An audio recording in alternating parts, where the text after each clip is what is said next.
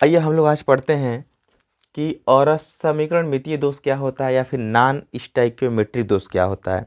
इसके पहले हम लोग पढ़ चुके थे कि स्टोइकियोमेट्रिक दोष क्या होता है या फिर रस समीकरण मितीय दोष क्या होता है, जिसमें हम लोग पढ़े थे कि किसी क्रिस्टल में उपस्थित वह दोष जिसके कारण धनायनों और ऋणायनों की संख्या का अनुपात अपरिवर्तित रहता है, यानी कि बदलता ही नहीं है, उसको हम कहते हैं स्टोइकियोमेट्रिक दोष या फिर रस समीकरण मितीय दोष। आज हम लोग पढ़ेंगे और रस समीकरण मितीय दोष या फिर नॉन स्टोइकियोमेट्रिक दोष। ये जस्ट उसका उल्टा है। इसमें क्या होता है कि किसी क्रिस्टल में उपस्थित वह दोष जिसके कारण ऋणायनों और धनायनों की संख्या का अनुपात परिवर्तित हो जाता है, उसे हम क्या कहते हैं, स्टोइकियोमेट्रिक दोष, नॉन स्टोइकियोमेट्रिक दोष कहते हैं या फिर और रस समीकरण मितीय दोष कहते हैं। फिर से सुनिए क्या कहते हैं, कैसे इसको डिफाइन करेंगे।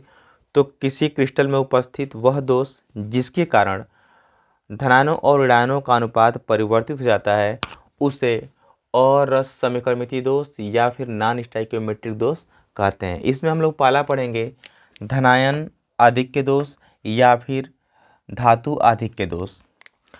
एफ केंद्र के नाम से भी हम इसको पढ़ सकते हैं, रंग केंद्र के नाम से भी इसको पढ़ सकते हैं। ठीक है, डिफाइन कर सकते हैं परीक्षा की दृष्टि से। तो इसमें क्या होता है, धातु आधिक्य दोष में या फिर एफ केंद्र में या रंग केंद्र में क्या होता है, इसको हम देख लें, डिफाइन कर लें। तो इसमें क्या होता है कि जब किसी क्रिस्टल में से कोई ऋणायन अपना स्थान छोड़ करके बाहर चला जाता है, तो वहाँ पर उसका स्थान रिक्त रह जाता है और उस रिक्त स्थान को इलेक्ट्रॉन क्या करते हैं, आकर ग्रहण कर लेते हैं। तो जब वहाँ पर रिक्त स्थान रह जाएगा तो देखिए किसी भी क्रिस्टल में धनायनों की संख्या ऋणायनों की संख्या के बराबर होती है, जितना धन होता है उतना ही ऋण होता है। लेकिन जब ऋणायन निकल जाएगा तो धनायन क्या हो जाएंगे, उसमें अधिक हो गया। अगर मान लेते हैं कि 10 ठो धनायन है और 10 ठो ऋणायन है, अगर एक ऋणायन निकल गया तो बचे कितने, कुल 9 ऋणायन, और धनायन तो उतना ही रहेंगे 10 ठो, तो धनायन अधिक हुए कि नहीं हुए। तो धनायन अधिक हो जाते हैं, इसलिए इसको हम बोलते हैं धनायन आधिक्य दोष या फिर धातु आधिक्य दोष। तो इसमें हम देख लें, तो जब इलेक्ट्रॉन निकलेगा तो उसका स्थान रिक्त रह जाएगा और उस रिक्त स्थान को कोई ना कोई इलेक्ट्रॉन आकर ग्रहण कर लेता है। और जब कोई इलेक्ट्रॉन आकर उस स्थान को ग्रहण कर लेता है तो इलेक्ट्रॉनों द्वारा ग्रहण किए गए उस स्थान को हम बोलते हैं एफ केंद्र या फिर रंग केंद्र, क्योंकि वह स्थान किसी भी क्रिस्टल का, यानी जो इलेक्ट्रॉन ग्रहण कर रहा है, उसी के कारण किसी भी क्रिस्टल का रंग जो होता है प्रदर्शित होता है। जितना अधिक एफ केंद्र होगा, रंग केंद्र जितना अधिक होगा, उतना ही उसकी तीव्रता क्या होगी, अधिक होगी। तो इसको देखते हैं हम लोग कैसे डिफाइन करेंगे। तो इस दोष में कुछ ऋणायन जालक की सतह को छोड़कर चले जाते हैं, माने छोड़ देते हैं, ठीक है, और रिक्त स्थान रह जाता है तथा धनायनों की संख्या बढ़ जाती है। तो यहाँ पर आप देख रहे हैं कि धनायनों की संख्या बढ़ जाती है, इसलिए इसको हम बोलते हैं धनायन आधिक्य के दोष में धनायन अधिक हो गए, ठीक है। और इस रिक्त स्थान को इलेक्ट्रॉन ग्रहण कर लेते हैं। इलेक्ट्रॉन द्वारा भरे गए या फिर ग्रहण किए गए उस स्थान को एफ केंद्र या फिर रंग केंद्र कहते हैं। और यह क्या करते हैं, किसी क्रिस्टल को रंग प्रदान करते हैं, यानी कि जो एफ केंद्र होते हैं, रंग केंद्र होते हैं, वह किसी भी क्रिस्टल को रंग प्रदान करने का कार्य करते हैं। एफ केंद्रों की संख्या में जितना ही अधिक वृद्धि, माने कि जितना अधिक एफ केंद्र उपस्थित रहेंगे क्रिस्टल में, वह क्रिस्टल उतना ही क्या होगा, रंगीन होगा। यानी कि एफ केंद्रों की संख्या में वृद्धि रंग की तीव्रता के समानुपाती होती है। यानी कि जितना अधिक एफ केंद्र संख्या रहेगी उस क्रिस्टल में, उतना ही उसका रंग अधिक होगा, उसकी तीव्रता, रंग की तीव्रता क्या होगी, अधिक होगी, उतना ही अधिक रंगीन होगा, उतना ही गहरा रंग रहेगा उसका, ठीक है। जैसे हमने एग्जाम्पल है क्रिस्टल में, तो यहाँ पर देखिए जो और दिखाई दे रहे हैं, ऋणायन है, धनायन, ऋण धन की plus minus plus minus plus minus, इस तरह से कंपाउंड में कोई भी क्रिस्टल ये पूरा है, इस क्रिस्टल में ये सभी अवयवी कण हैं, जितना प्लस उतना ही माइनस अभी है, बिल्कुल।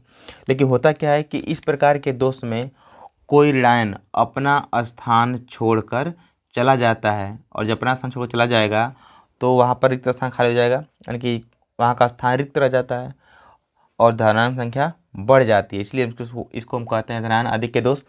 अब देखिए होता क्या है कि जैसे यहाँ पर इलेक्ट्रॉन निकल कर बाहर चल जाएगा, तो ऋणायन जब निकल कर बाहर चल जाएगा तो इलेक्ट्रॉन आकर के इस स्थान को ग्रहण कर लेंगे। इस तरह से इलेक्ट्रॉन द्वारा ग्रहण किए गए इस स्थान को हम क्या कहते हैं, एफ केंद्र कहते हैं या फिर रंग केंद्र कहते हैं, ठीक है।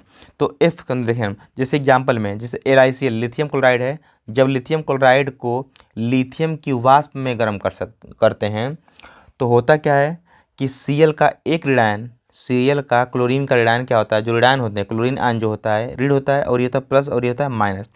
तो क्लोरीन वहाँ से निकल जाता है बाहर और उसके स्थान पर इलेक्ट्रॉन ग्रहण कर लेते हैं उसके स्थान को, ठीक है। और उसका रंग कैसा हो जाता है, गुलाबी, यानी उस LiCl के क्रिस्टल का रंग कैसा होता है, गुलाबी। ठीक उसी प्रकार हम ले अगर NaCl और NaCl की वाष्प, NaCl को यानी सोडियम क्लोराइड को सोडियम की वाष्प में गर्म करें, तो होता क्या है कि उसमें से जो Cl माइनस आयन है, ऋणायन है, वो निकल जाता है स्थान से और उसका स्थान इलेक्ट्रॉन ग्रहण कर लेते हैं, और इस प्रकार वो जो नमक होता है वह पीले रंग का आ जाता है, यानी कि रंगीन हो जाता है।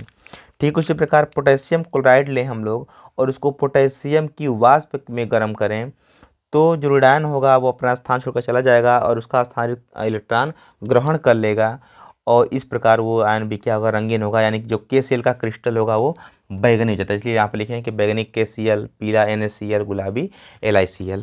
ठीक है, तो ये हुआ रंग केंद्र। रंग केंद्र में इतना ही लिखना रहेगा आप लोगों को। आइए हम लोग पढ़ लेते हैं अब कोलराउस का नियम। नेक्स्ट टॉपिक हमारा है कोलराउस का नियम क्या होता है, कोलराउस का नियम से क्या समझते हैं, ऐसे प्रश्न पूछेगा अगर आपसे। तो प्रश्न अगर पूछता है कि नंबर में अगर पूछता है कि नंबर में, तो केवल हम परिभाषा को डिफाइन कर देंगे और सूत्र लिख देंगे। अगर पूछता है 2 नंबर 3 नंबर में, तो हम क्या करेंगे, इसकी उपयोगिता या अनुप्रयोग याद रखिएगा यहाँ पर। तो अब पहले हम पढ़ते हैं कोलराउस का नियम क्या होता है। तो कोलराउस के नियम का सूत्र पता होना जरूरी आप लोगों को है। अगर सूत्र पता है कोलराउस के नियम का, तो परिभाषा उसमें छुपी रहती है, आसानी से हम ढूंढ सकते हैं। तो यहाँ पर देखिए, ये जो है लेमडा m है, ये दिखाता है मोलर चालकता को, और जो इनफाइनाइट यहाँ पर दिखाई दे रहा है, दिखा रहा है अनंतता को। हम बस समझेंगे, वास्तव में ऐसा होता नहीं है, लेकिन हम क्या करेंगे, बस समझ पा रहे हैं ताकि आसानी से परिभाषा हमको याद रहे। तो जो भी कोलराउस नियम दिए थे, ये विद्युत अपघट्य के बारे में दिए थे, किसी विद्युत अपघट्य पदार्थ के बारे में दिए थे। तो यहाँ पर किसी विद्युत अपघट्य पदार्थ की अनंत तनुता पर मोलर चालकता। अब जो अपघट्य पदार्थ, आप जानते हैं कि जो अपघट्य पदार्थ होते हैं, जब उनको हम अपघटित करेंगे, तो वो 2 प्रकार के आयन में टूटते हैं, एक प्लस और एक माइनस, यानी धनायन और ऋणायन। ठीक है, तो यहाँ पर देखें तो यानी कि आप ये जान चुके हैं कि किसी अपघट्य के पदार्थ के अंदर, यानी उसमें 2 प्रकार के आयन उपस्थित रहते हैं। ठीक है, तो बस अब इतना अगर आपको पता है तो आसानी से इसको डिफाइन कर लेंगे। यानी कि कोलराउस के नियम के अनुसार आप ऐसे लिखेंगे कि कोलराउस के नियम के अनुसार किसी विद्युत अपघट्य की अनंत तनुता पर मोलर चालकता, देखिए मोलर चालकता को हम बोलते हैं आणविक चालकता भी। तो विद्युत अपघट्य की अनंत तनुता पर मोलर चालकता या आणविक चालकता, उसमें उपस्थित धनायनों की आणविक चालकता तथा ऋणायनों की आणविक चालकता के योग, प्लस माने क्या होता है, योग के क्या होती है, बराबर होती है। ये क्या चिन्ह है, बराबर का, और ये क्या है, योग का चिन्ह है। ठीक है, तो परिभाषा रटना नहीं है। जो नेगेटिव है, ये जो दिखा रहा है धन वाला, धनायनों की आणविक चालकता, ऋण वाला दिखा रहा है ऋणायनों की आणविक चालकता। ठीक है, तो किसी, अगर आपको थोड़ा सा और बड़ा करना रहेगा, तो हम क्या करेंगे परीक्षा में कि सूत्र लिखने के बाद इनकोलस लिख देंगे कि जो लेमडा इनफाइनाइट m है, ये मोलर चालकता है अपघट्य पदार्थ की, जो पॉजिटिव वाला है ये धनायन है, जो निगेटिव है ऋणायन है, और जो लेमडा इनफाइनाइट पॉजिटिव है वो धनायन की आणविक चालकता है, और जो लेमडा इनफाइनाइट निगेटिव है वो ऋणायनों की आणविक चालकता है। ठीक है, तो 2 लाइन और बढ़ जाएगा। ठीक है, देखिए फिर से हम परिभाषा बता रहे हैं, परिभाषा कैसे आप लोग याद रखेंगे। तो विद्युत किसी, यानी कि कोलराउस के नियम के अनुसार किसी विद्युत अपघट्य पदार्थ की अनंत तनुता पर मोलर चालकता, उसमें उपस्थित धनायनों की आणविक चालकता तथा ऋणायनों की आणविक चालकता के योग के बराबर होती है। ठीक, फिर से विद्युत अपघट्य, यानी इनके अनुसार किसी विद्युत अपघट्य की अनंत तनुता पर मोलर चालकता या आणविक चालकता, उसमें उपस्थित धनायनों की आणविक चालकता तथा ऋणायनों की आणविक चालकता के योग के बराबर होती है। और ये आपका पूरा जो लाइन है ये सूत्र बन जाएगा, ये जो लाइन है पूरा ये सूत्र हो जाएगा। अब पूछता है कि इसका अनुप्रयोग, अब देखिए यहाँ पर अगर लिखते हैं और प्र न हटा देंगे, र हटा दे प्र में से, तो अनुप्रयोग हो जाएगा, गलती हो जाएगा, इसलिए क्या लिखेंगे, अनुप्रयोग लिखेंगे। ठीक है, माने इसका उपयोग कहाँ पर होता है। तो कोलराउस के नियम के सहायता से हम क्या कर सकते हैं कि किसी अगर आपको प्रबल अपघट्य पदार्थ के बारे में पता हो तो उसका सहारा लेकर के और दुर्बल अपघट्य पदार्थ का मोलर चालकता हम लोग ज्ञात कर सकते हैं, गणना कर सकते हैं। ठीक है, यानी कि इसकी सहायता से, यानी कि कोलराउस के नियम की सहायता से प्रबल विद्युत अपघट्यों के द्वारा किसी दुर्बल विद्युत अपघट्य पदार्थ की आणविक चालकता या मोलर चालकता ज्ञात की जा सकती है। हमको करना क्या है कि जिसकी मोलर चालकता आपको प्रश्न परीक्षा में पूछा जाएगा उसकी मोलर चालकता को हम क्या कर देंगे, यहाँ पर रखेंगे, और बाकी चाहे अम्ल क्षार कुछ भी हों उनको हम आपस में जोड़ देंगे, प्लस कर देंगे, और जो लवण होगा, लवण के रूप में मुख्य रूप से आपको NaCl का उपयोग किया जाएगा, तो NaCl की जो चालकता होगी उसको हम क्या कर देंगे, घटा देंगे। यानी कि जितने भी कंपोनेंट आपको दिए रहेंगे जिसका निकालना होगा मोलर चालकता उसको हम प्रथम रखेंगे यहाँ पर बराबर के पहले, और बाकी जितना दिया रहेगा मोलर चालकता जितने का आपको दिया रहेगा उसमें से जो अम्ल क्षार होंगे उन सबको आपस में जोड़ देंगे, सबकी चालकता को, और जो लवण होगा लवण के रूप में NaCl का उपयोग किया जाएगा और NaCl का क्या कर देंगे उसमें से माइनस कर देंगे। ठीक है, तो प्राप्त हो जाएगा ये। यानी कि हम ये इसका तो एग्जाम्पल हो गया है पूरा कि कैसे हम इनका अनुप्रयोग कहाँ पर, तो ये तो अनुप्रयोग है। लेकिन अगर आपको परीक्षा में कोई प्रश्न देता है, मान लीजिए कह दिया कि इसकी चालकता इतनी है 2.4 हो गया, इस मान लीजिए 240 हो गया इसका, है ना, इसका कह दिया कि 300 है, और कह दिया आपसे कि NaCl का 200 मान लीजिए कह दिया, इस तरह से दे दिया तीनों का अलग अलग आनी चालकता, और कह दिया कि इसका ज्ञात करिए, तो क्या करेंगे हम लोग, इन दोनों का आपस में जोड़ देंगे और जो लवण होगा उसको आपस में इनमें से घटा देंगे, तो जो मान आएगा वो किसका आएगा, दुर्बल वाले का। ठीक है, ये हुआ कोलराउस का नियम। अब हम लोग पढ़ते हैं कि इलेक्ट्रोड विभव क्या होता है और मानक इलेक्ट्रोड विभव क्या होता है। फिर हम पढ़ेंगे कि मानक इलेक्ट्रोड विभव और इलेक्ट्रोड विभव में क्या संबंध होता है, और फिर पढ़ेंगे हम लोग नष्ट समीकरण क्या होता है। ठीक है, तो पहले हम पढ़ते हैं कि इलेक्ट्रोड विभव क्या होता है। तो देखिए होता क्या है, यहाँ पर छोटा सा हम ले रहे हैं, एक बीकर ले रहे हैं, और बीकर में हम क्या कर रहे हैं कि हम एक छड़ ले रहे हैं, छड़ को लेकर डुबा रहे हैं। छड़ या धातु की छड़ होगी चाहे धातु की पत्ती होगी, उसको लेकर क्या डुबाएंगे, और डुबाएंगे किसमें हम लोग, उसी धातु, जिस धातु की छड़ लेंगे उसी धातु का यहाँ पर क्या होगा, आयनित विलयन होगा या लवणीय विलयन होगा। क्या होगा, लवणीय विलयन होगा।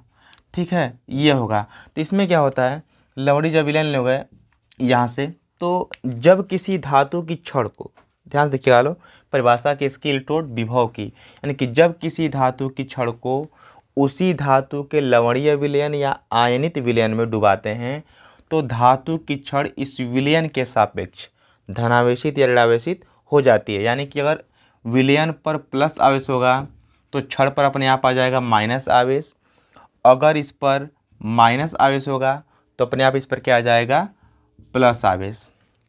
ठीक है, यानी कि जो छड़ हो रही है आवेशित वो किसके आधार पर, विलयन के आधार पर। ठीक है, बस अब उत्तर आपका कन्फर्म हो गया यहाँ से कि कैसे डिफाइन करेंगे इलेक्ट्रोड विभव।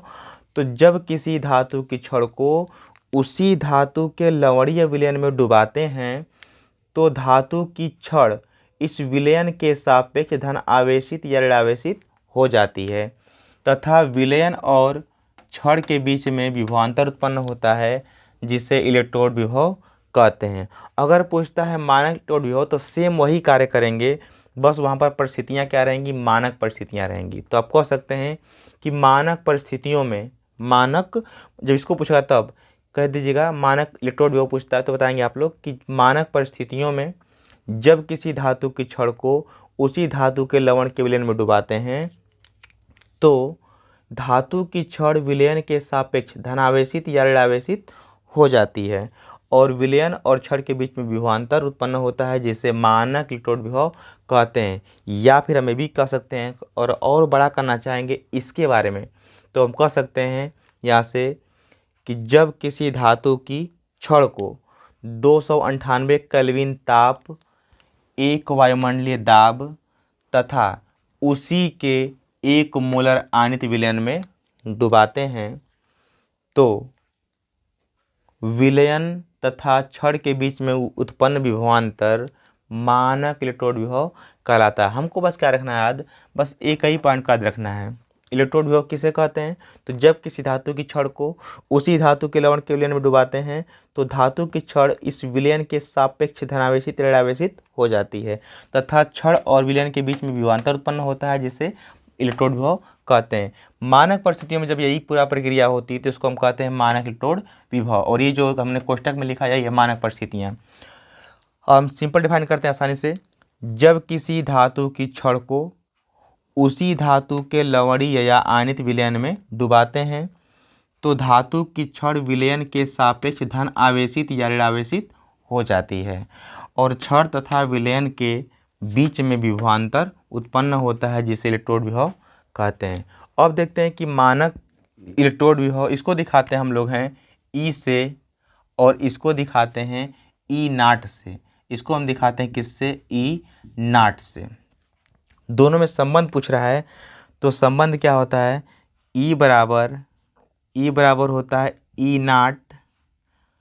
नाट माइनस 0.0591 बटा में n होता है log 10 और यहाँ पर q, या फिर इसी को हम लिख सकते हैं यहाँ से E बराबर ई नाट माइनस 0.0951 अपान n log 10 ऑक्सीडेशन बटा में रिडक्शन। ठीक है, यहाँ पर जो E दिखा रहा है आप देख पा रहे हैं कि E क्या है? इलेक्ट्रोड विभव है। और जो ई नाट है क्या है? मानक इलेक्ट्रोड विभव है। और यहाँ पर n जो है प्रयुक्त इलेक्ट्रॉनों की संख्या है। प्रयुक्त इलेक्ट्रॉनों की संख्या यानी जो समीकरण दिया रहेगा आपको, जो सेल दिया रहेगा उस सेल में जो अभिक्रिया हो रही होगी उसमें कितने इलेक्ट्रॉन प्रयुक्त हो रहेंगे। यानी कि अगर जिंक रहेगा तो जिंक में 2 इलेक्ट्रॉन प्रयुक्त होते हैं, और कापर का है तो उसमें भी 2 इलेक्ट्रॉन प्रयुक्त होते हैं। तो मोस्टली आपका 2 ही पूछा जाएगा। ठीक है, तो यहाँ पर देखें तो संबंध पूछेगा आपसे, संबंध लिख लीजिएगा इस तरह से। और यही जो समीकरण बन रहा है संबंध का, इसी को हम कहते हैं नष्ट समीकरण, जिसको नष्ट ने दिया था। नष्ट वैज्ञानिक है जिन्होंने इस समीकरण का प्रतिपादन किया था, इसलिए इनको कहते हैं नष्ट समीकरण, इस समीकरण को। ठीक है, तो ये संबंध हो गया, इलेक्ट्रोड विभव हो गया और मानक इलेक्ट्रोड विभव हो गया। इलेक्ट्रोड विभव दिखाते फिर से कि जब किसी धातु की छड़ को उसी धातु के लवणीय विलयन में डुबाते हैं तो धातु की छड़ विलयन के सापेक्ष धन आवेशित या ऋणावेशित हो जाती है तथा छड़ और विलयन के बीच में विभवांतर उत्पन्न होता है जिसे इलेक्ट्रोड विभव कहते हैं। सेम काम वही कर देंगे जब मानक परिस्थितियाँ होती है। तो मानक परिस्थितियों में जब किसी धातु की छड़ को उसी धातु के लवण के विलयन में डुबाते हैं तो धातु की छड़ विलयन के सापेक्ष धन आवेशित या ऋणावेशित हो जाती है तथा इस छड़ और विलयन के बीच में विभवांतर उत्पन्न होता है जिसे मानक इलेक्ट्रोड विभव कहते हैं। दोनों का मात्रक वोल्ट होता है। तो ये संबंध हो गया और यहाँ से नष्ट समीकरण हो गया। आज के लिए इतना ही है, बाकी हम लोग कंटिन्यू करेंगे नेक्स्ट डे।